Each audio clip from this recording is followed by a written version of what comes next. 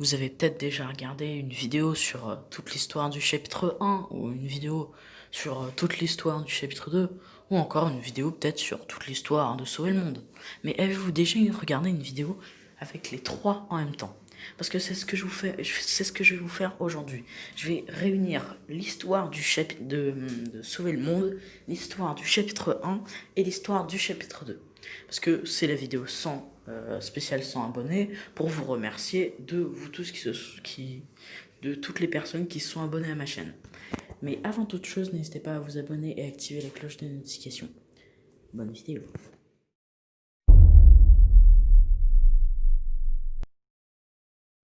Donc on va commencer aux origines de Fortnite, c'est-à-dire Fortnite sauver le monde.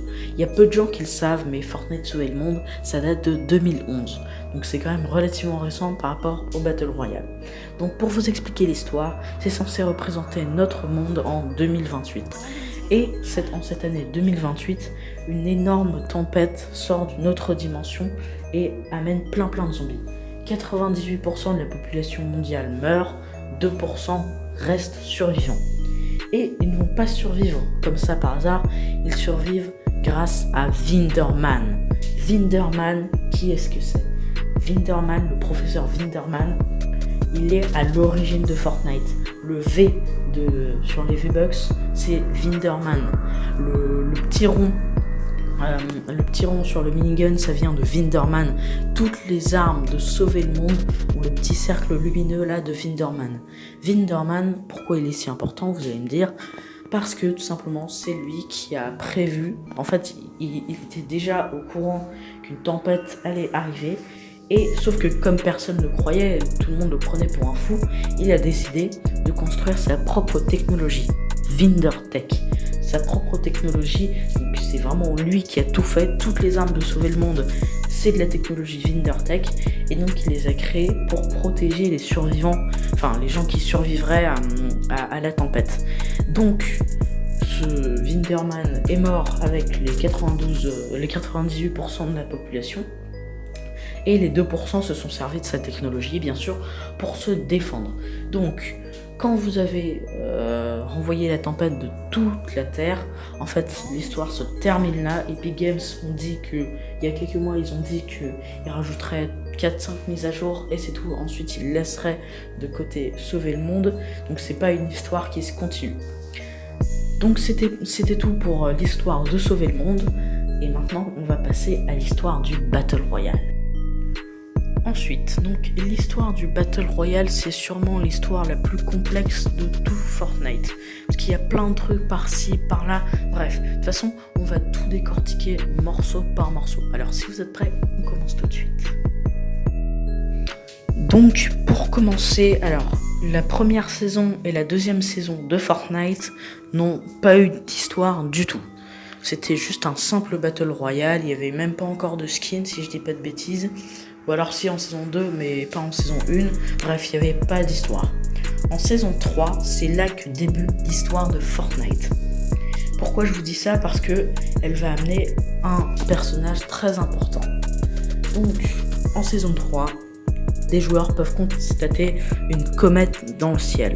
Cette comète, on ne sait pas ce que c'est, on ne sait pas si elle va se cracher sur la map, si elle va se cracher plus loin que la map, ou si c'est juste un truc comme ça pour faire réaliste. Et en saison 4, cette météorite s'écrase sur la map de Fortnite. Elle s'écrase sur Dusty Depot, qui va devenir Dusty Divo, donc le cratère de la météorite. Pendant toute la saison 4, Dusty Divo est un lieu avec des espèces de chantiers pour expérimenter la météorite et pour l'étudier et tout ça. Et en saison 4, toujours en saison 4, en fait, vers la fin de la saison 4, elle s'ouvre, laissant place au visiteur. Le visiteur, qu'est-ce qu'il va faire? Je vous dis direct, on ne va pas le voir, hein. La météorite, ce sera juste ouvert et la capsule aussi. Donc, le visiteur, en fin de saison 4, il va chercher à s'échapper de la map de Fortnite. Il va chercher à s'en échapper avec une fusée qu'il a construite dans le repère des méchants. Donc, cette fusée, les derniers jours de la saison 4, elle est activée et il y a le premier événement en ligne de Fortnite. Donc, la fusée décolle, elle décolle, et à un moment, elle part hyper vite dans le ciel, créant la première faille spatio-temporelle. Du coup, ça l'amène à une autre faille qui l'amène à un autre endroit. Bref, en tout cas, elle fait un peu tout le tour de la map et elle cherche à s'écraser sur Tilted. Donc je me rappelle bien qu'il y avait plein de streamers qui étaient vraiment hyper stressés parce qu'ils avaient peur de perdre Tilted. Mais au dernier moment, une faille arrête la fusée part et explose dans le ciel en une énorme faille. Ensuite, en saison 5, parce que c'est toujours pas terminé, en saison 5, cette faille s'ouvre et laissant place à la fusée qui fait encore une énorme faille dans le ciel. Sauf que cette faille, elle va guider notre monde, le monde de Fortnite, à notre propre monde, le monde où on est actuellement, où on vit. Du coup, il y a plein d'objets qui sont retrouvés dans le monde réel, comme des lamas, tout ça. Du coup, les lamas, des fois, disparaissent dans Fortnite. Il y a des gens qui se retrouvent téléportés quelque part où ils voulaient pas aller. Bref, c'est vraiment le souk avec toutes les failles. Ensuite, en saison 6, donc déjà en fin de saison 5, on a pu voir un cube qui se baladait un peu partout sur la map jusqu'à entrer dans Loot Lake. Du coup, en fin de saison 5, rien ne se passe, c'est juste qu'on peut rebondir sur le lac Loot Lake. Mais en saison 6, l'île qui était au milieu du lac s'envole avec le cube juste en bas. Du coup, le lac redevient un lac normal, sauf qu'il y a un énorme trou à l'intérieur. Et sur cette île, on peut y aller, on peut flotter, tout ça. Sauf qu'en fin de saison 6, déjà au milieu de saison 6, pendant toute la saison 6, l'île du cube se déplace sur la map, activant plusieurs runes. Et retenez bien ce nom, le cube s'appelle Kevin. Peut-être que vous n'étiez pas au courant que le cube avait un prénom, mais le cube s'appelle Kevin. Voilà, juste pour une petite information. Ensuite, en fin de saison 6, l'île du cube revient sur Loot Lake. Et en toute fin de saison 6, il y a l'événement du cube. Le cube explose. Sauf qu'il ne va pas juste exploser comme ça. Déjà, il va transformer Loot Lake en Lucky Lake. Il va envoyer plein de débris sur la map qui vont faire des zombies. Oui, des zombies. Des zombies comme dans Sauver le Monde, des zombies du cube là. Et donc toute l'île va s'écraser d'abord l'île va être complètement ébréchée, mais elle va rester en l'air. Et en fin de saison 6, elle va tomber et s'écraser sur Lucky Lake qui va devenir Lakey Lake. Oui, je sais, c'est compliqué. Donc, en saison 7, malheur. Déjà qu'on avait les zombies du cube, comme il y a eu de la neige, on a eu les zombies de neige. Donc, double ration de zombies dans la tronche. Et je peux vous dire que c'était vraiment énervant. Moi, ça, au bout d'un moment, ça m'avait saoulé qu'il y ait plein de zombies partout. Mais bon, sinon, pour revenir à l'histoire de la saison 7, donc, un iceberg se fracasse sur la map, créant toute une partie enneigée, donc avec Happy Helmet, Polar Peak, bref, plein d'autres villes et certaines villes qui étaient enneigées comme Tilted et Snowby.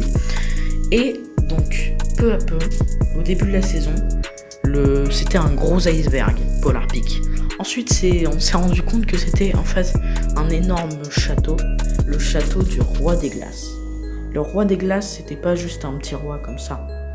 Le roi des glaces, lui, il était venu ici pour contrôler la map de Fortnite.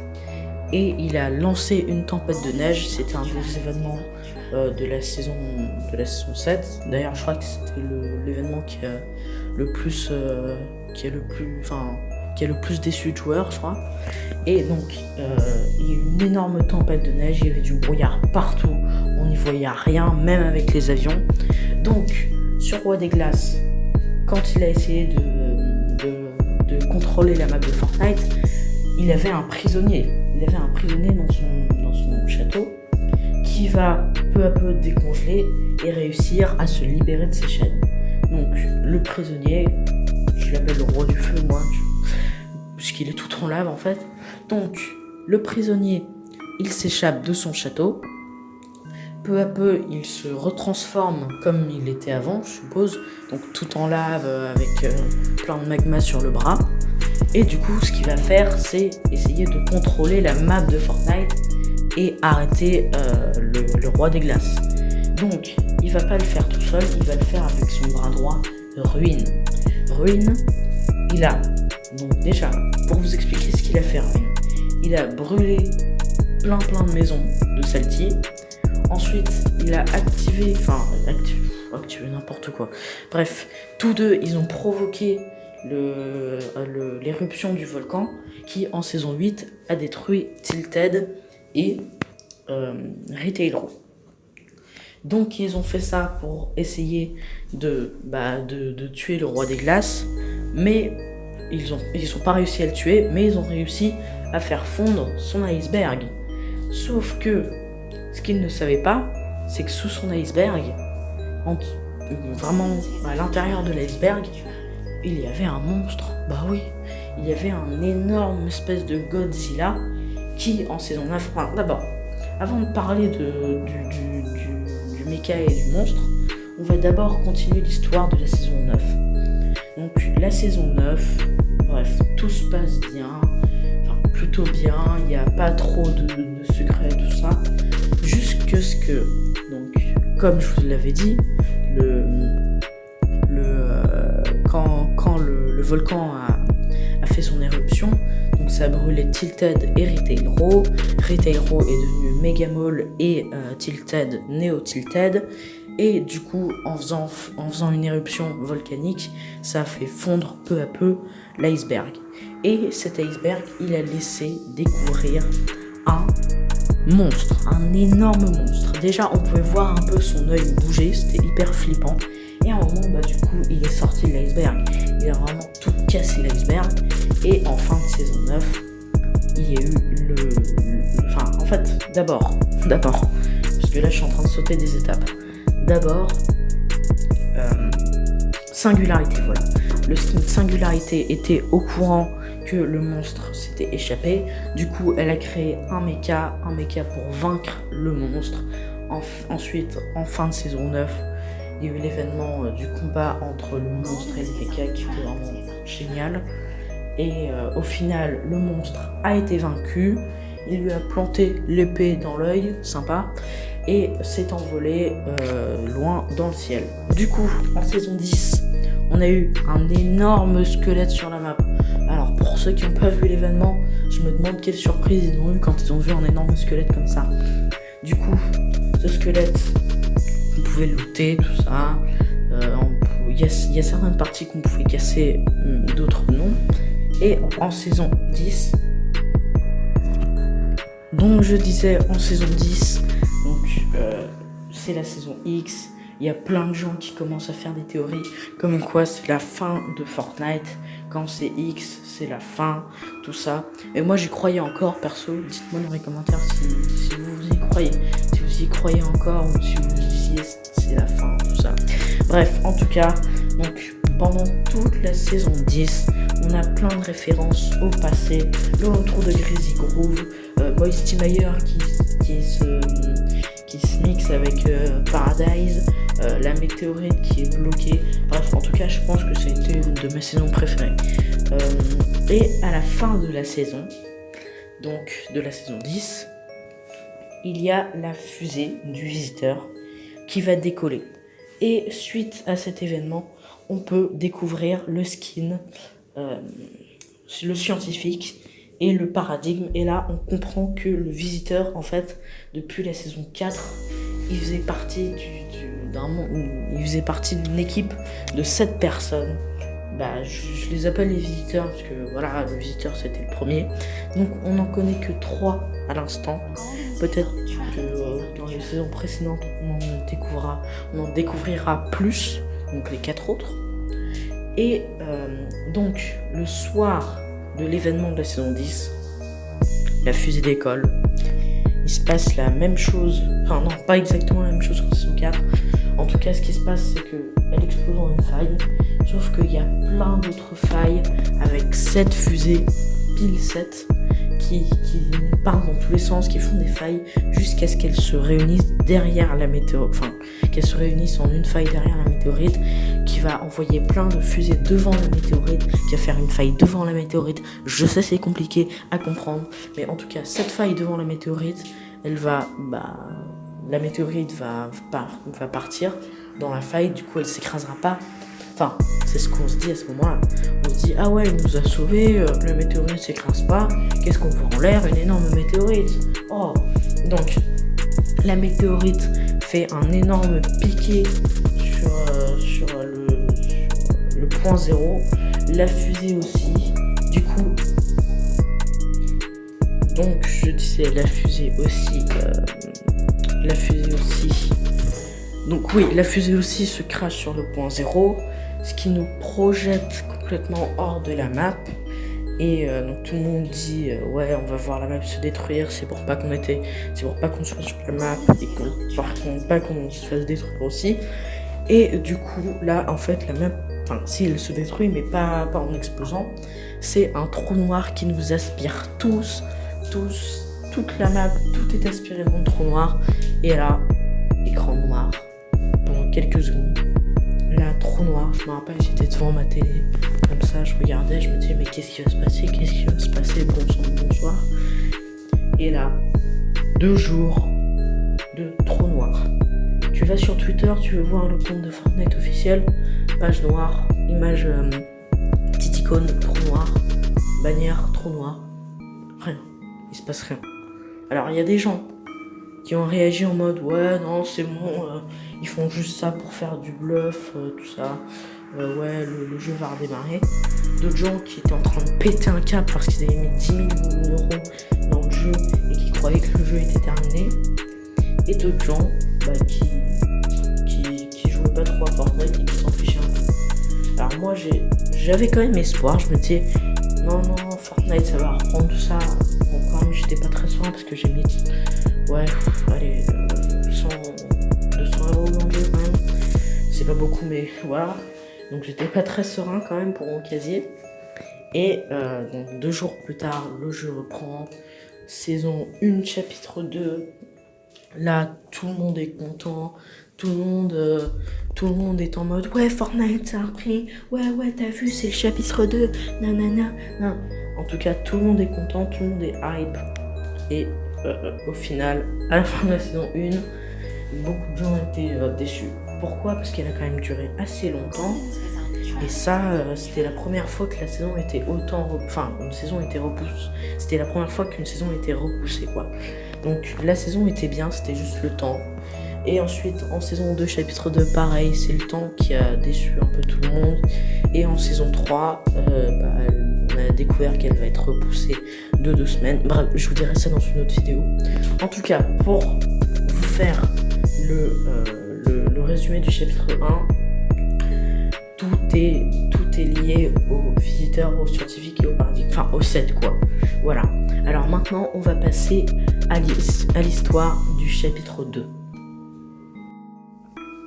Alors, je sais ce que vous allez me dire. Vous allez me dire, ouais, mais on est encore qu'à la saison 3. Alors, comment tu peux dire l'histoire du chapitre 2? Alors, tout simplement en me basant sur des faits de l'histoire du chapitre 1. Et on fait juste résumer ce qui s'est pour l'instant passé. Donc, déjà, pour commencer, direct, crash d'un avion. C'est la team Alter, si je dis pas de bêtises. Attends, je réfléchis. Non, c'est la team Ego. Donc la team Ego se crache sur une map qu'ils ne connaissent pas visiblement. Donc ensuite, la team Ego visite tout ça la map. Et à un moment, la team Alter, dirigée par l'agent du chaos, ce qu'on ne sait pas encore, bien sûr. Donc la team Alter crée des Alter Ego maléfiques de la team Ego. Du coup, il va y avoir une grande guerre entre ces deux teams. Donc, à la fin de la saison, on se dit que c'est terminé, mais non. Alter devient ombre, Ego devient fantôme. Donc, on va découvrir au cours de la saison 2 que, en fait, la team Alter n'était pas du tout dirigée par Fusion. Elle était enfin l'agent du chaos, et que la team Ego n'était pas dirigée par Marwan versus Reza, qui était dirigée par Midas. Et c'est là que l'affaire va se compliquer, parce que donc il va y avoir une grande guerre, il va y avoir plein de secrets autour de la fille de Midas, qui est peut-être la sœur de Midas. Au final, je vous dis ça parce que Midas 2.0, ouais, je parle de plein de nuit, mais ces théories c'est des trucs de ouf, allez voir vraiment. Donc, qui est peut-être la sœur de Midas, et l'agent du chaos, d'où il vient, comment il a eu ses pouvoirs. Bref, il va y avoir un énorme souk autour de ça. Il va y avoir des théories par-ci, des théories par-là, des trucs, des non-sens, tout ça. Bref, pour vous expliquer, l'agent du chaos, comme vous avez pu le comprendre, c'est le contraire de Midas. Midas, il est habillé en blanc, l'agent du chaos, il est habillé en noir. Midas, il contrôle l'or, l'agent du chaos, il contrôle le pétrole qui est l'or noir. On appelle aussi ça comme ça.